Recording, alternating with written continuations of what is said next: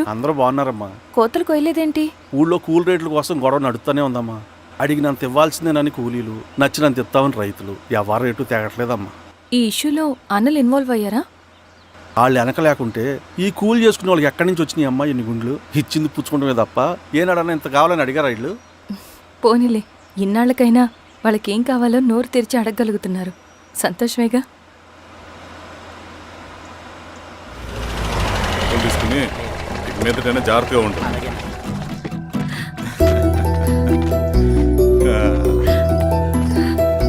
బాగున్నావమ్మా? బాగున్నానన్నయ్య, నువ్వెలా ఉన్నావు? బాగున్నాను. రా లోపలికి వెళ్దాం. రా కూర్చో. సో ప్రయాణం అంతా బాగానే జరిగింది కదా? నీ ఫేవరెట్ నెత్తిపూరి. రా వడ్డిస్తారా? ప్లేట్ తిప్పు. నాకొద్దన్నయ్య, నాకు మంచి కాఫీ తాగాలని ఉంది. అమ్మో, నీకు నచ్చినట్టు కాఫీ చేయాలంటే ఆ దేవుడి దిగి రావాలి తల్లి. ఏంటో అన్నయ్య, మంచి కాఫీ తాగకపోతే ఇక ఆ రోజంతా అదోలా ఉంటుంది నాకు. రేయ్ సామే, అయ్యా అర్థమైంది. శిరీష్ అమ్మకి మంచి కాఫీ కావాలి, అంతేగా నేను వెళ్ళి పట్టుకొచ్చేస్తా. ఎక్కడికి స్వామి? మన ఊళ్ళో మెగాస్టార్ హోటల్ ఉందమ్మా, అందులో కాఫీ చాలా బాగుంటది. నేను వెళ్ళి పట్టుకొచ్చేస్తా. స్వామి, అమ్మా కాఫీ అంటే అక్కడికి వెళ్ళి వేడి వేడిగా తాగాలి. నేను వస్తాను పద. అవునమ్మా, అక్కడ నేను కూడా తాగాను, చాలా బాగుంటుంది. వెళ్ళు. థ్యాంక్ యూ అన్నయ్య. ఆడుతూ పాడుతూ పని చేస్తాం. కాఫీ బాగుంది. ఎవరు చేశారు? మా రవణ పెట్టాడమ్మా. రవి? ఎవరు రమ్మను? రవణ మేడం పిలుస్తున్నారు.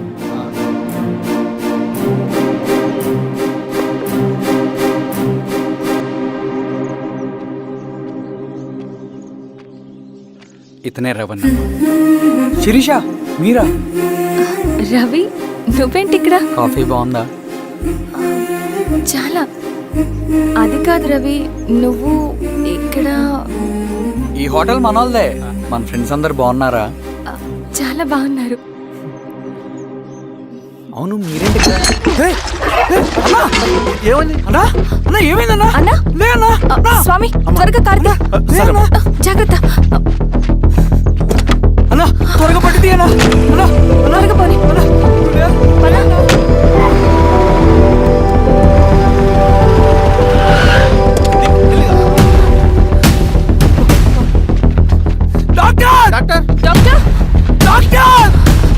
ఏమైంది?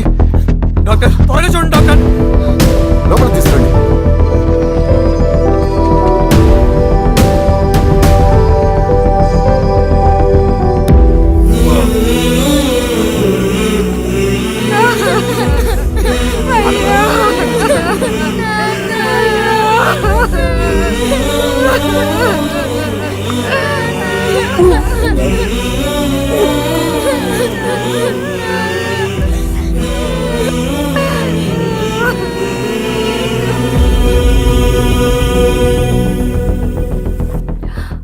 ఎలా ఉంది డాక్టర్?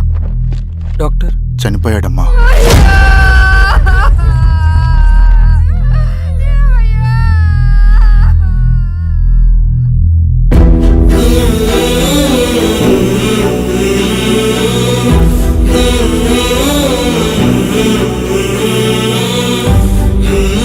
ఆ పేపర్స్ ఏంటి రవి? అతని భూమికి సంబంధించిన పేపర్స్. ఒక సంవత్సరం నుంచి ఈ పేపర్స్ పట్టుకుని ప్రతిరోజు ఎంఆర్ ఆఫీస్ చుట్టూ తిరిగేవాడు. భూమిని తాకట్టు పెట్టి అప్పు తీసుకున్న పాపానికి టైంకి వడ్డీ కట్టలేదని అప్పిచ్చిన ఆ దొర ఎంఆర్ఓ ఆఫీస్లో లంచం ఇచ్చి భూమిని తన పేరు మీద రాయించుకున్నాడు. ఈ ఎంఆర్ఓ ఆఫీస్లో ఎవరు నిజాయితీగా పనిచేయట్లేదండి. చెట్టు కట్టి నరకాలి ఒక్కొక్కడిని. నరికేయడమేంటి రవి? నువ్వు కాగితం మీద ఒక బొమ్మ గీస్తావు, ఒక చోట సరిగ్గా రాదు, ఏం చేస్తావు? ఎరేజర్తో సరిచేస్తావా, లేకుంటే ఆ పేపర్ని చింపేస్తావా? మరి మనుషుల విషయంలో ఎందుకు రాదు ఆ ఆలోచన? తప్పు చేసిన ప్రతి ఒక్కరిని నరుక్కుంటూ పోతే చివరికి మిగిలేది మనుషులు కాదు, శవాలు.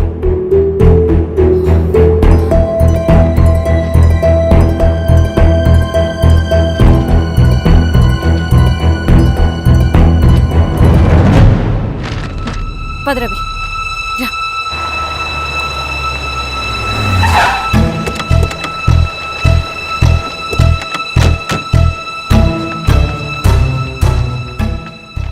పానుకోటి నర్సయ్య ల్యాండ్ ఎవరు చూస్తున్నారు? మీరెవరు? ఇదిగోండి అప్లికేషన్. ఇది డిస్ప్యూట్ ల్యాండ్, ఎవడేం చేయలేడు. నీ నిర్లక్ష్యం, నీ లెక్కలేనితనం వల్ల ఒక నిండు ప్రాణం పోయింది. ఒక కుటుంబమే రోడ్డు మీద పడింది తెలుసా? ఏంటో మా గొడవ?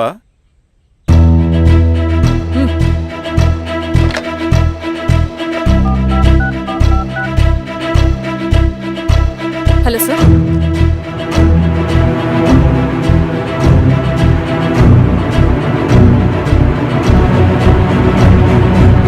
Okay sir. You are dismissed. Peon, నేను ఒక పేపర్ ఇస్తాను, అది కలెక్టర్ గారికి ఫ్యాక్స్ చేయి. అలాగే మేడం. ఎవరమ్మా మీరు? ఈ ఊరికి కొత్తగా వచ్చిన ఎంఆర్ఓ.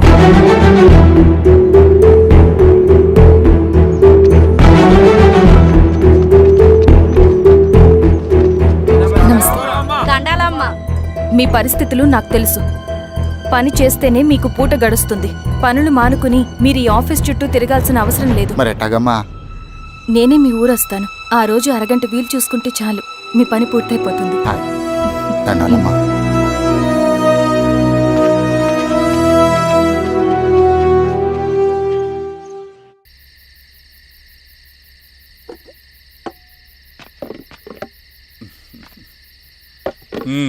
ఎంఆర్ఓ గారు, ఏంటి ఛార్జ్ తీసుకున్న మొదటి రోజే ఆఫీస్లో మీ పవర్ చూపించారట? అన్నయ్య, నువ్వు సస్పెండ్ చేసిన వ్యక్తి నా దగ్గరికి వచ్చాడమ్మా. పాపం కన్నీళ్లు పెట్టుకున్నాడు. అతడి వల్ల నష్టపోయిన ఒక వ్యక్తి నా కళ్ళ ముందే చనిపోయాడన్నయ్య. కన్నీళ్లు ఎన్నిసార్లు తుడుచుకున్నా పోతాయి, కానీ వీళ్ళ నిర్లక్ష్యంతో పేదవాళ్ల ప్రాణాలే పోతున్నాయి. అన్నయ్య, మా నూరి సమస్య పేదరికం కాదు, నక్సలిజం. నాలాంటి ప్రభుత్వ ఉద్యోగులు వాళ్ల డ్యూటీలు సక్రమంగా చేయకపోవడం వల్ల విసిగిపోయిన జనం అడవిలో వాళ్ల హెల్ప్ తీసుకుంటున్నారు. ఒక వ్యవస్థ ఇక్కడ సరిగ్గా పనిచేయనందుకే మరో వ్యవస్థ అక్కడ పుట్టింది. అందుకే నా పన్నం చేయనివ్వండి. స్నానం చేసిరండి, భోజనం చేద్దాం.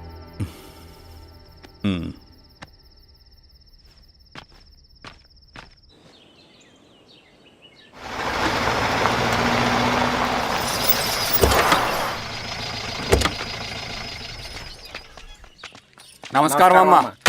నమస్తే. ఇలా రండి. మీ ఊరు నుంచి కొందరు ఎంఆర్ఓ ఆఫీస్లో అప్లికేషన్స్ ఇచ్చారు. తను వాళ్ళ పేర్లు చెప్తారు, వాళ్ళని పిలవండి. అలాగే మేడం. వెళ్ళండి. Madam, coffee. నువ్వెప్పుడు వచ్చావు రవి? మీరు గంటకోసారి కాఫీ కావాలంటారు కదా, మాటి మాటికి వెళ్ళి రావడం ఎందుకని వచ్చేసా.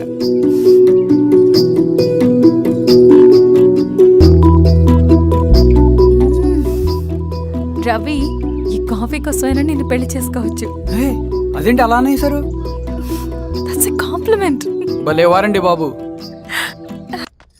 నమస్కారం. రండి రండి. ఎంఆర్ఓ శిరీషారెడ్డి గారు. శిరీష రెడ్డా? శిరీష అనే పిలవచ్చుగా. అమ్మమ్మ, పులికి పంచాలాగా సింహానికి చూలాగా అది మన ఐడెంటిటీ, అదంతా ఉండాలి. సరే బాబాయ్, నేను ఫ్రెష్ అయ్యేస్తాను, మీరు కానివ్వండి.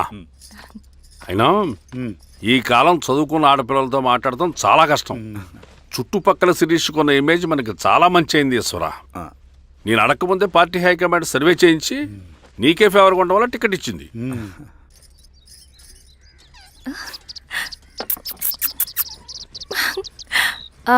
అనేవాళ్ళు ఎక్కడ? బయటికి వెళ్ళారమ్మా. ఓ, బయటికి వెళ్ళారా? రవిని పిలు. అలాగే. మేడం. రవి రా రా రా, కూర్చో. పర్లేదు మేడం. మేడం ఏంటి, శిరీషానే పిలవచ్చుగా. అది కాదండి, ఎవరైనా కూర్చో. చూస్తే. కూర్చోవయ్యా. ఇది ఆఫీస్ కాదు రవి, మా ఇల్లు. వడ్డించు. సరే అమ్మా. రవి, ఆ. అడవిలో నక్సల్స్ ఎక్కడుంటారో తెలుసా నీకు? ఏంటి శిరీష? అడవిలో నక్సల్స్ ఎక్కడుంటారో తెలుసా నీకు? ఎందుకు శిరీష గారు? తెలుసా తెలీదా? నాకెలా తెలుస్తుందండి? చూచాయిగా ఆయన తెలీదా? సరే, ఎక్కడుంటారో నాకు ఐడియా ఉంది. సాయంత్రం ఇద్దరం కలిసి వెళ్దాం. అది కాదండి. నువ్వు వస్తున్నావు అంతే. తిను. ఇది ఎక్కడ కూడా రా బాబు. సడన్గా నక్సల్స్ అంటుంది, అడువంటుంది. కొంప తీసి నా మీద ఏమైనా అనుమానం వచ్చిందే ఏంటి? రవి, ఇక్కడే ఆపొకసారి. ఎందుకు ఇప్పుడు ఈ టైంలో అడ్వెంచర్లు? ఇప్పుడు జరగరాంది ఏమైనా జరిగితే రేపు మీ అన్నయ్యకి తెలిస్తే బాగోదు. రవి, చుట్టూ చూడు. పైన వెన్నెల, పక్కనే అడవి. అబ్బో, ఎంత బ్యూటిఫుల్ గా ఉందో. అవునా? అవునా ఏంటి? అసలు ఎప్పుడు చూసినా ఎందుకలా డల్ గా ఉంటున్నావు? కాలేజ్లో ఇలా ఉండేవాడివి కాదు కదా, ఏమైంది? అది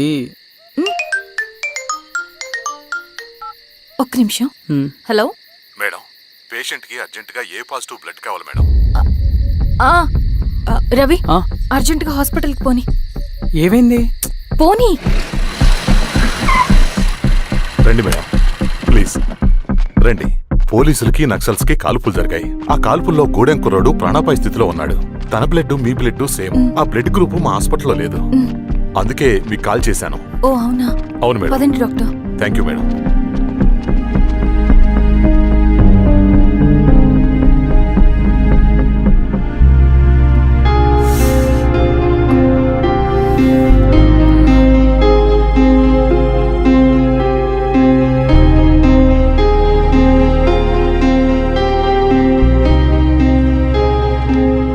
థ్యాంక్ యూ మేడం. పర్లేదు డాక్టర్. ఇప్పుడు అతనికి ఎలా ఉంది? తను స్పృహలో లేడు మేడం. రవి, నీ దగ్గర మనీ ఉందా? ఉన్నాయి. ఇవ్వు. ఇది అతనికి అందించండి. ఓకే. జాగ్రత్తగా చూసుకోండి. అలాగే మేడం. అమ్మా, భోజనం తీసుకురమ్మంటారా? నాకేమొద్దు. భోంచేయకపోతే ఆరోగ్యం పాడవుతుంది శిరీష. నువ్వు వెళ్ళి తీసురా అమ్మా. సరే. రవి, నాకు ఒక మంచి కాఫీ చేసిస్తావా? తలనొప్పిగా ఉంది. చేసిస్తా కానీ తర్వాత నువ్వు భోంచేయాలి.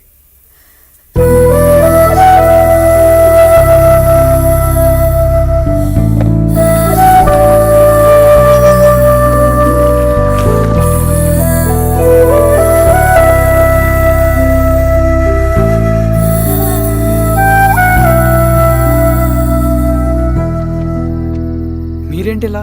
మంచినీళ్ళ కోసం వస్తున్నాను. ఓ, లోపలున్నాయి, పదండి.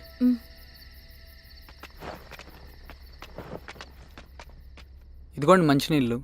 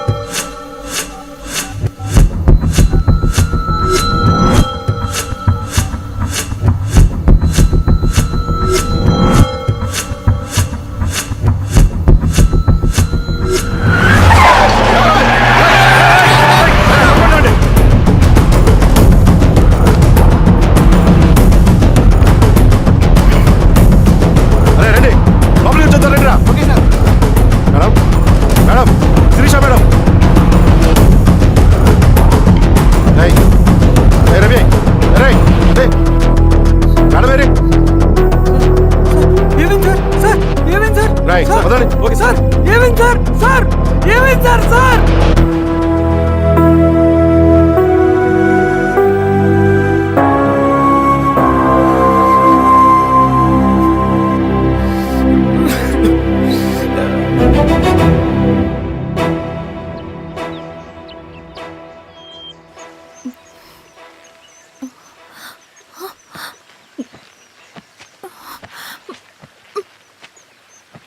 నమస్తే మారావు గారు. మా అడవిలో మర్యాదలు ఇలాగే ఉంటాయి. షాక్ అవ్వాల్సిన అవసరం లేదు. జెడ్పీటీసీ ఎలక్షన్ జరగటం మాకు ఇష్టం లేదు. అవి ఆగాలంటే 2 దారులున్నాయి. ఒకటి మీరు విత్డ్రా చేసుకోవాలి, లేదా మీరు చనిపోవాలి.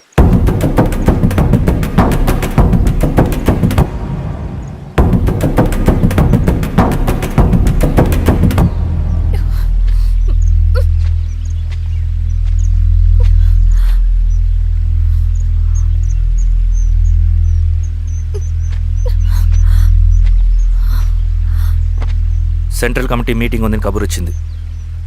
మేము వచ్చేలోపు ఎలక్షన్స్ ఆగిపోయే న్యూస్ రావాలి.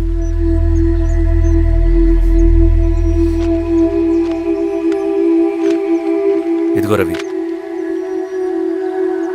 లాల్ సలాం comrade.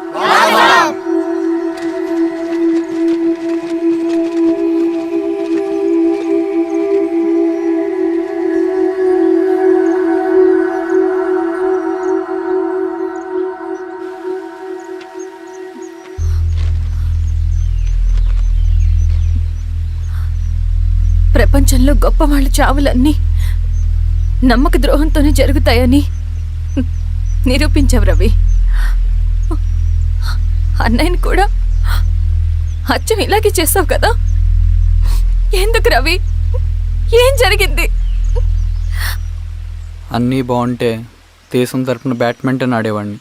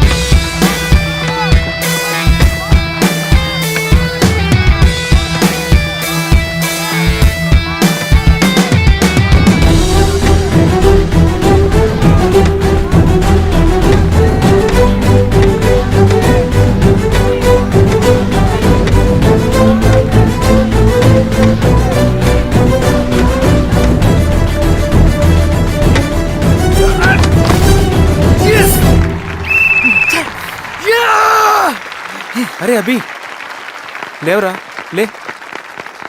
Congratulation. Thank you sir. Ravi, congratulations.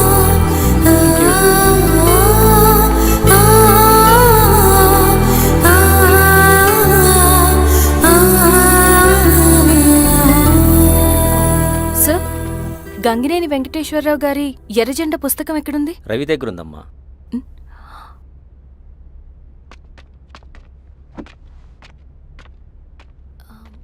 Ravi, మీకు ఈ బుక్స్ అంటే ఇష్టమా? అవును, నీకు కూడానా? నేను ఇప్పుడిప్పుడే చదువుతున్నా. సైలెన్స్. క్యాంటీన్కి వెళ్ళి మాట్లాడుకుందామా? ఓకే. అక్క కాఫీ. థ్యాంక్ యూ రచన. పర్లేదక్క. అయ్యో, కాఫీ అస్సలు బాగాలేదు. 1 minute ఇప్పుడే వస్తా. ఎక్కడికి? ఇక్కడికే వచ్చేస్తా. 1 minute అండి.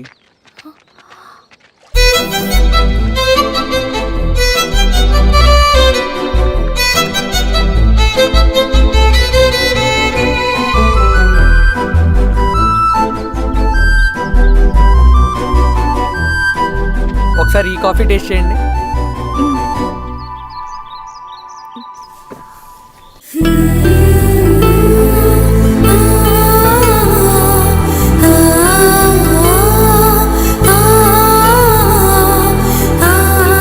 చాలా బాగుంది. థ్యాంక్ యూ అండి.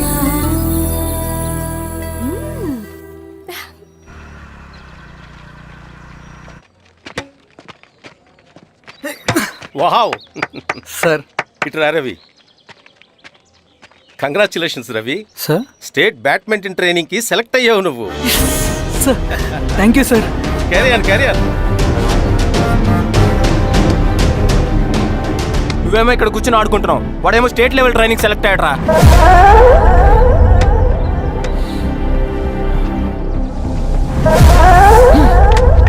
అరే మొత్తానికి నువ్వు అనుకున్నది సాధించావురా.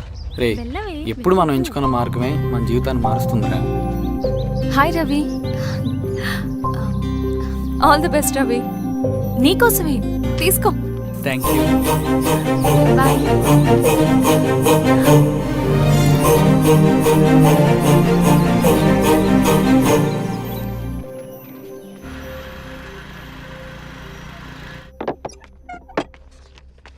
సార్ రమ్మన్నారంట. ఎందుకు ఇలా చేసావు రవి నువ్వు? ఏవేంటి సార్, నేనేం చేశాను? ఇదేమిటో చూడు. Question paper sir. అవును, రేపు జరగబోయే టర్మ్ ఎగ్జామ్ పేపర్ నువ్వు లీక్ చేసిన పేపర్. సార్ అసలు నువ్వు ఇలా చేస్తావనుకోలేదు. సార్ నేను క్వశ్చన్ పేపర్ లీక్ చేయట్లేండి సార్. నేనంతా చదువుకుంటూ రూమ్ లోనే ఉన్నాను సార్. నన్ను నమ్మండి సార్. ఈ జెర్సీ నీదే కదా? సార్ అది నాదే, కానీ దీనికి నాకేం సంబంధం లేదు సార్. నన్ను నమ్మండి సార్. మల్లయ్య, సార్ నిన్న రాత్రి ఏం జరిగింది?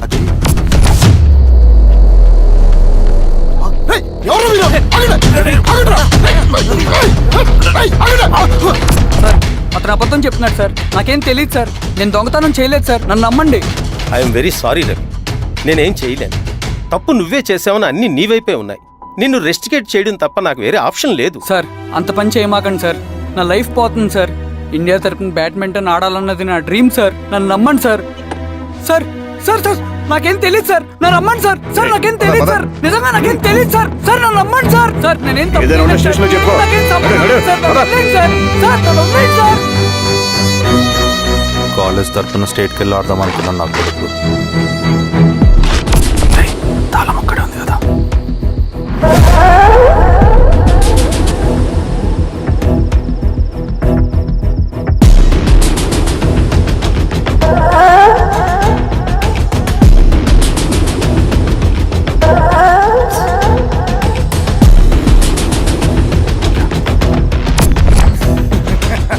రేపు జైల్లో ఆడుకుంటారా బ్యాడ్మింటన్?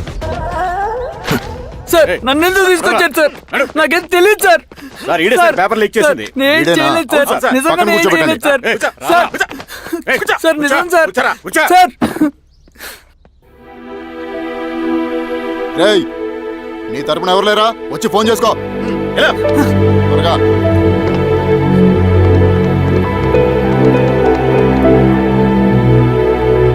సార్ నేను రవీన్ సార్.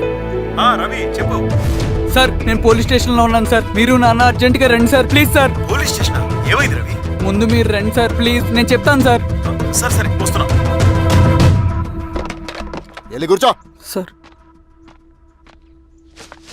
అయ్యా దండలయ్య. రే రవి, నాన్న, ఏమైందిరా? నాకేం తెలియదు ఏయ్, నాన్న. నువ్వు ఆగు. నీ కొడుకు క్వశ్చన్ పేపర్స్ దొంగతనం చేసి దొరికిపోయాడు. ఎఫ్ఐఆర్ రాసి కేసు పెడితే జైలు శిక్ష పడుతుంది. అలా కాకుండా కేసు క్లోజ్ చేయాలంటే 2 లక్షలు కావాలి. వెళ్ళి తీసుకుంట్రా. అర్థమైందా? లేదోన్నయ్యా. ఏయ్, నా సంగతి నీకు తెలుసు కదా. లోపలేస్తే 10 సంవత్సరాలు బయటికి రాడు. వెళ్ళి డబ్బులు కొట్టరా.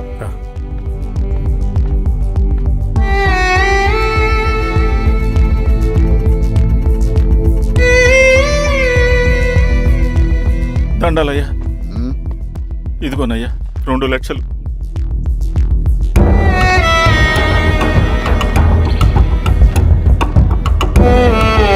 రేయ్, ఆయన పంపించండి రా. ఎలా నిజంగా దీనికి నాకేం సంబంధం లేదు నాన్న. త్వరగా దున్నండి రా. బంగారం లాంటి భూమిది. అరే ఏంకన్నా పటేల్ మీ పొలం దున్నేస్తున్నాడు. పట్టేలు మా పొలం దొరికి పెట్టరా? పదయ్యా. రవి పద.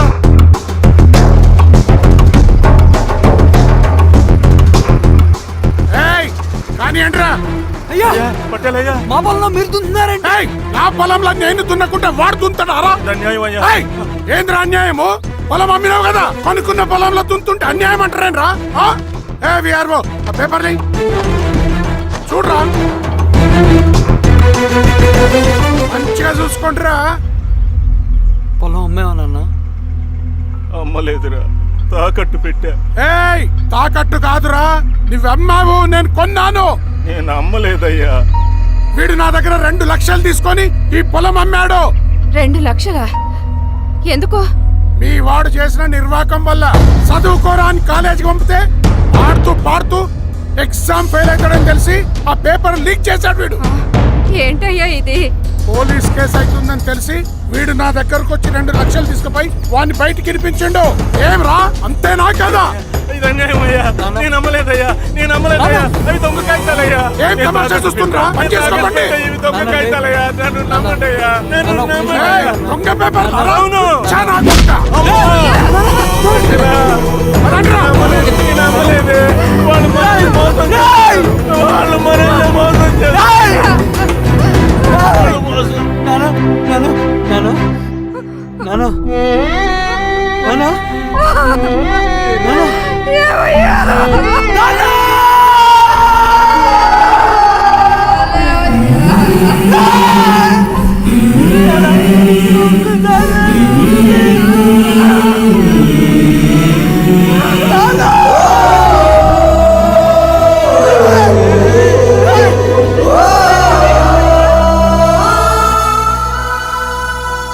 నాన్న చనిపోయిన తర్వాత మా భూమి కోసం వెళ్ళి పై అధికారులను కలిశాను, కానీ వాళ్ళు కూడా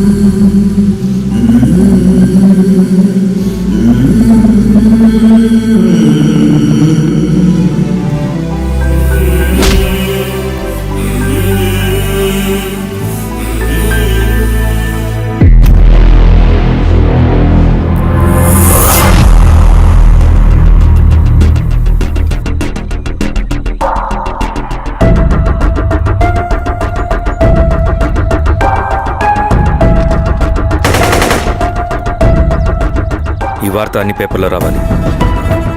ఈ లెటర్ బాధితుడికి అందించండి. లాల్ సలాం. లాల్ సలాం.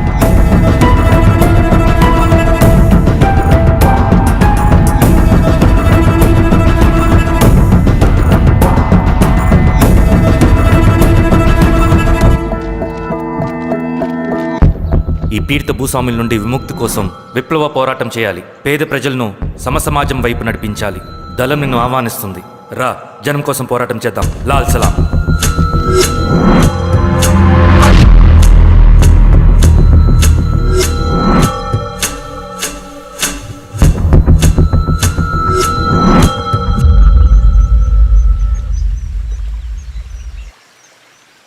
నాకు పట్టిన గతి ఇంకెవ్వరికీ పట్టకూడదని ఉద్యమంలోకి వచ్చాను.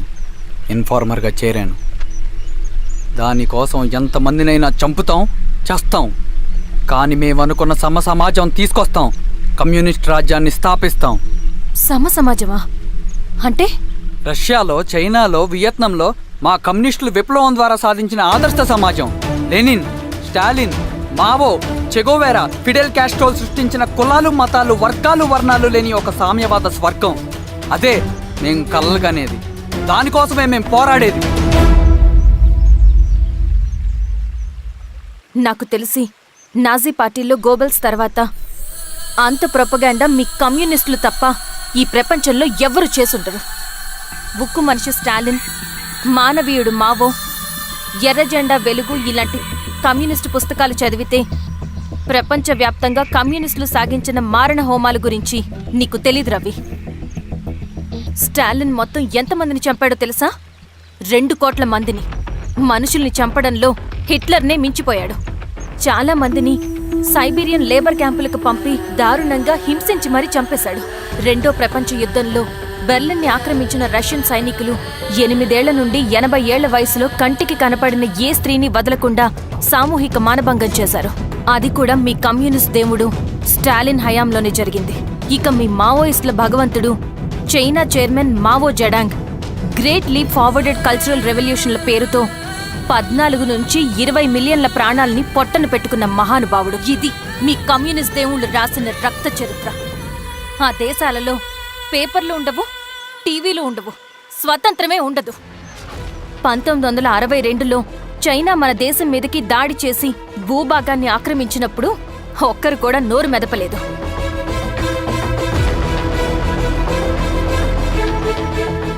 కమ్యూనిస్టుల మానసపుత్రులైన మీ నక్సలైట్లు ఏమైనా తక్కువ తిన్నారా?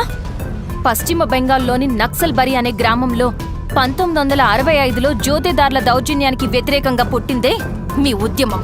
ఏ for arms, B for Bengal, C for Charu Majumdar. చారు మజుందార్ చెప్పిన స్టేట్మెంట్ గుర్తుందా? వర్గశత్రువుని ఖతం చేసి వాడి నెత్తుట్లో చేతులు ముంచని వాడు విప్లవకారుడు ఎలా అవుతాడు? అక్కడి నుంచి మొదలైంది మీ నక్సల్స్ హింసాకాండ. 1965 నుంచి ఇప్పటిదాకా 1,00,000 మందిని ఉద్యమం పేరుతో చంపేశారు. కేఎస్ వ్యాస్, పరదేశీ నాయుడు, ఉమేష్ చంద్ర, శ్రీపాదరావు, దుగ్గిరాల వెంకట్రావు, హైగ్రీవాచారి, బుడ్డా వెంగల్ రెడ్డి, ఇలా చెప్పుకుంటూ పోతే ఎంతో మంది మీ చేతుల్లో చంపబడ్డారు. ఇంతమందిని చంపి ఏం సాధించారు మీరు? కంపెనీలు తెచ్చారా? ఉద్యోగాలు ఇప్పించారా? ఇళ్లు కట్టారా? హాస్పిటల్స్ పెట్టారా? ఏం చేశారు మీరు? You did nothing. కడితే డెవలప్మెంట్, కూల్చితే విధ్వంసం. విధ్వంసం చేశారు కానీ డెవలప్మెంట్ ఏం చేశారు మీరు? అంటే ఇన్నేళ్ల ఉద్యమంలో మేం మంచి చేయలేదా?